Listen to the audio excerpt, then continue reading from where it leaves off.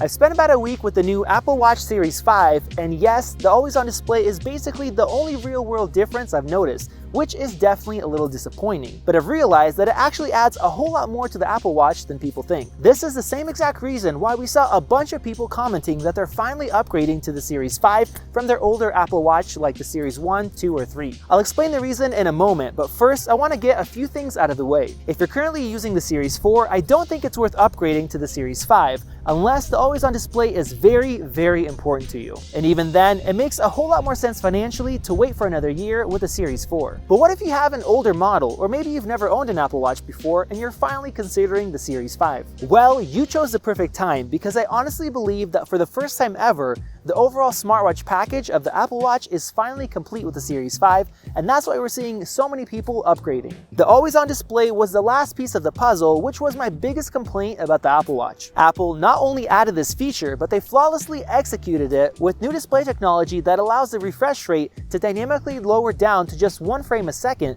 instead of regular 60 Hz. However, I have a major complaint about the always-on display, which I'll get to in just a minute. Last year's Series 4 brought some major improvements to the Apple Watch, which helps the Series 5 be so far ahead of any other smartphone on the market. The most important changes were the new S4 processor, which helped the UI become super smooth and lag-free, alongside the new larger curved display that is just so much better than before.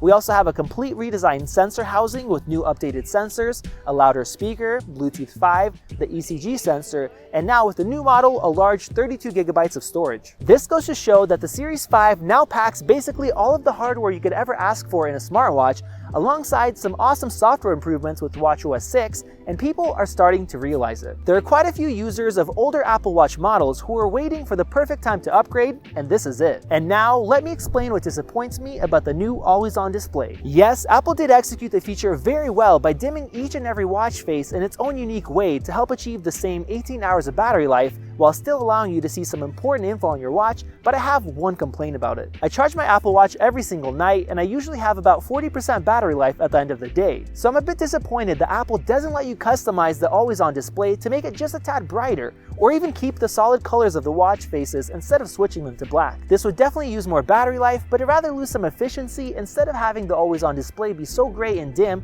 But let me know if you would like to have this option down in the comment section below. And there's one thing missing that I think would make a world of a difference for many people, including myself, and that's a watch face store. Apple does have some pretty cool new watch faces with watchOS 6 like the California, Meridian, and Gradient, but I would gladly pay $10 to $15 for a customized, great-looking watch face created by a skilled developer. This way, developers would be encouraged to create the best watch faces imaginable so they can pull in some extra revenue, and of course, Apple would take a cut of the sales. That's a win for Apple, a win for developers, and a win for us consumers. But as far as the Apple Watch Series 5, there's never been a better time to buy or upgrade. The battery life is great, the display is bright, sharp, and now always on, and it's jam-packed full of all of the features most people need in their daily lives. If you enjoyed this review, click that circle above to subscribe and hit that notification bell down below so you don't miss out on future videos like this one, and click right over there to check out our detailed 1-week review of the iPhone 11 Pro. Thanks for watching, and we'll see you in the next one.